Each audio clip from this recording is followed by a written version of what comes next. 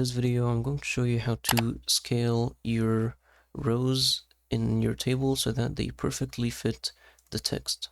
So what I mean by that is there's a lot of space here, as you can see, between this text and then the top and bottom borders of its cell. And I want to minimize this space so that it perfectly fits this text. And that's basically what we're going to do in this video. To do that, just select all the cells that span your rows. So all these. So because this cell belongs to this row, this belongs to that, you can just select all of these four. You don't have to select all your rows like that. Just select 4 rows or cells that span those rows. And then after you selected them, using Control or Shift, you can hold Shift and click this, and that's how you can multi-select. And then after that, you can see these 3 dots.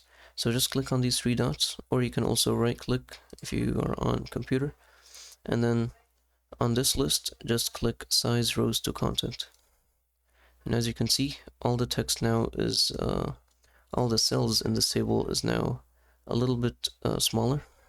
So as you can see, it minimized the size of each row to perfectly fit the text inside.